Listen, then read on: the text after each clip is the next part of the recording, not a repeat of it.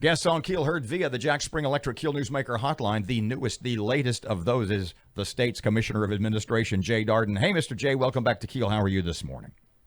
Hey, good morning. Doing well. How are y'all? Good. Excellent, sir. I saw a headline this weekend, and basically it was a statement that went as follows: Louisiana will be one of the last states to reopen, i.e. the economy.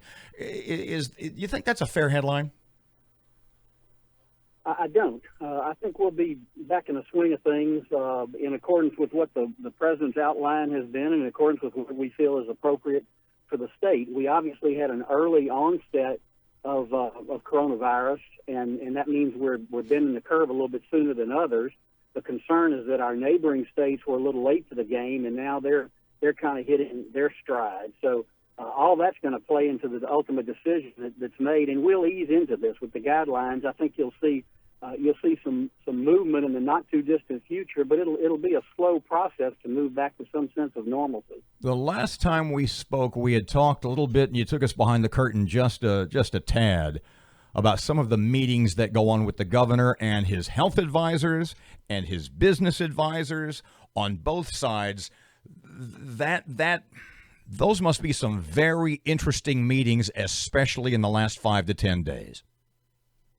Well, they have been, and this week will be a very important week in that regard. But the meetings take place literally daily and sometimes more than once a day, because we're all congregated in the same place in the Emergency Operations Center, and the health department's officials and the people on whom the governor relies are basically working out of the same place. So we get regular updates on where we are on a sometimes hour-to-hour basis as some reports come in. The new feature is the appointment of this commission to kind of help steer the recovery and the economic recovery in Louisiana. That group is going to start meeting this week, and obviously with the federal guidelines and with the sense of what we need to do in Louisiana, things are going to start developing, I think, over the course of the next several weeks. The governor's order expires on April 30th, and it will probably be renewed in some aspects, but I think you'll see some changes in some aspects as well. That task force includes business leaders, state officials, etc. I understand they're going to be expanding it too. You want to hear from everybody that has a stake at the party, right? Well, everybody's got a voice in this, and people have not been bashful, obviously, about expressing their opinion as to what should happen, and that's a good thing. We need to hear from all segments of the society. The commission is 15 members, but there are a number of task forces, 10 or 12 or so task forces related to the various areas of the economy in Louisiana, and each of them have a number of members and a growing number of members, so there's going to be a lot of input and a lot of opportunity for people to be heard on how the most appropriate, efficient, and health-conscious way to move past this pandemic. Jay, let me ask you this. The president's talked about a phasing in, or Anthony Fauci's talked about a phasing in of things. Is that something that we're probably going to be looking at here in Louisiana? Yes, I think it is, and I think it's a good plan. I think that's been put forth by the feds, and it speaks to the exact thing that we need to be thinking about in Louisiana, because we've been such a hot spot and because we're not out of the woods yet, how we move back into some semblance of normalcy, but in a responsible way. And I think the best way to do that is, and I think that this is what the governor's been saying, is to kind of look at various phases on how we can get things back working in a responsible way. And I think you'll see some of that taking place over the course of the next couple of weeks. Mayor LaToya Cantrell in New Orleans has said no public events through the end of this year, and of course, including the Jazz Fest, Essence Fest. But we got to talk about the Saints and sporting events. There's got to be a happy medium there to try to get those big sporting activities back. Where's the governor stand on that? What is this task force going to do with that in mind?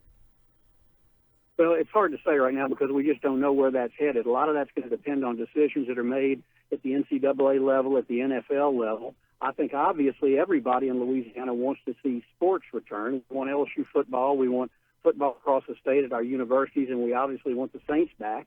And that's something that's going to it's going to be a wait and see situation, I think, as we move closer into the summertime and when decisions are being made on what the national associations are going to do. And that's going to be a big driver of how these decisions are made. I certainly hope we're back to that this fall and that we're able to enjoy football. It may be a little bit different. I mean, this whole society may look a lot different as we evolve from this pandemic. Mr. Jay, you had mentioned relaxing the governor's order maybe in a couple of weeks, 3 weeks, 4 weeks, whatever.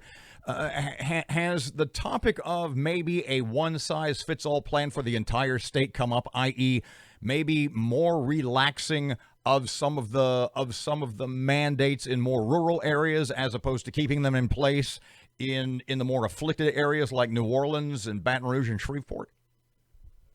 I think at this point I'd have to say that everything's on the table to be discussed. The governor's order is a statewide order, so it impacts everybody, and whether or not that changes remains to be seen. I think the governor's going to look at it based upon what the health experts are telling us. We know that Shreveport has been a hot area. We know that the New Orleans-Jefferson area has been a hot area. The rest of the state has not been quite as dramatically impacted as those two hot spots, but still you've got coronavirus all over the state literally in every parish to varying degrees, and it's going to depend on what the health experts say as to what I think the governor's ultimate decision is going to be. Jay, how big is the concern about a second wave? It's always out there. It's always that concern because, as everyone has talked about from a national level, if you seek to recover too quickly and put things back into regular motion and people are still exposed and people are still contagious and people are not always symptomatic, then you have the potential for more exposure. And I think there's a general agreement that if you start too fast and result in a second exposure, that's going to be a lot worse for the economy overall if you have to go through a second shutdown. So that is going to be a big factor, I think, in the ultimate decision as to what happens.